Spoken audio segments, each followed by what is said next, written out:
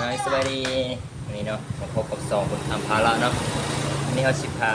พี่น้องของเขาเนาะไปกินข้าวเปียกเนาะวันนี้เนาะวันนี้ก็ก็ตื่นมาเนาะตื่นมาแล้วก็มากินข้าวเปียกเลยพี่น้องตื่นมาก็เจอคนเลยวันนี้พออาหารข้าวเปียกแล้วก็เสาวันนี้เนาะแล้วก็ให้เบอร์เนาะข้าวเปียกเนาะเนาะ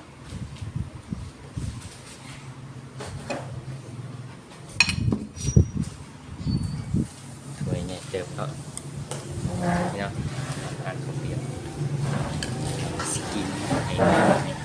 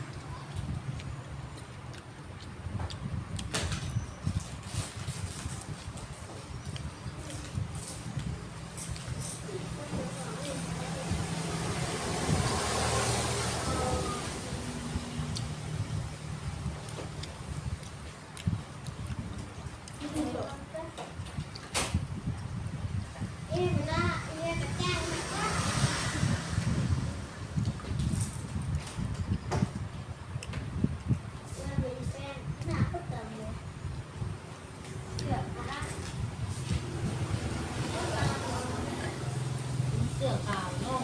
เสื้อยืดใต้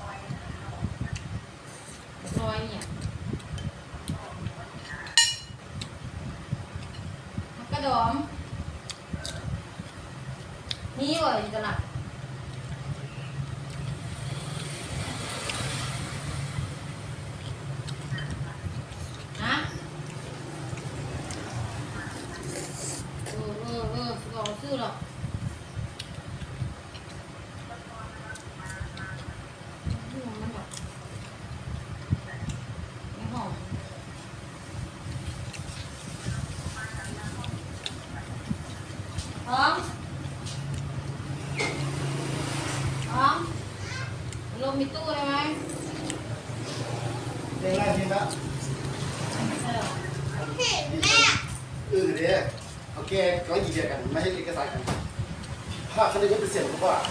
นี่ไม่ได้ห้ามือไม่บอกนะใส่เลยก็ใส่น้ำไปเขาบอกว่า1 ล้าน บาทบ่อยเขาเสร็จไปตอนนี้เราตัวเราเป็นนายจริงเราคนซื้อเองแล้วรุ่นแรกเอกสารได้สิรุ่นนี้กันนะอันนี้คือรูปตาที่ว่ามูลค่าเขาจะ800,000ได้เขาได้800,000เขาได้50,000ถ้า50,000ปั่นที่2คนปั่นไอ้บัวเอาว่าที่กิโลคนก็ดีนะนี่เส้นเอกสารแล้วผมไอ้ไปอันนี้ปืนเคยได้ปืนมาแบ่งอยู่ดิไปไม่ได้ห้าเดือนเลยห้าเดียวเนี่ย เจ้าของที่ ไปซ้ายกับผู้ดีมาเป็นมาแบ่งอะไรทำให้ดีกันเลยทุกเดียวมุ่งที่เป็นคนนะอันนั้นเนี่ยอันละขับบินได้เอาทะเบียนฟองได้เลยจะต้องทำขั้น50,000นี่ขั้นปั่น2 คนยังโอเคขั้นปั่น3ได้เดียวมันจะ38 ล้านอยู่นี่ขั้น50,000ก็ได้คน2 คนได้คน20,000ฮะ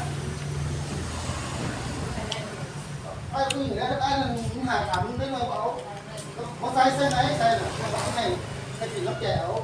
ให้มึงมันได้เอาให้มึงมันผมจะเกี่ยวกับซื้อให้มึง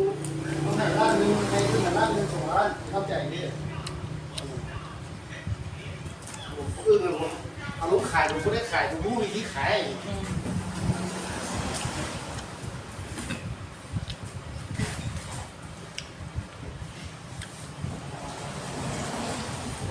เจ้าสินห้าเดี๋ยวเมื่อคืนนี้ ฮะ เจ้าสินห้า ฮันโค้งอย่างนี้ฮันโค้งอย่างนี้ มัน3 โมงจ้ะ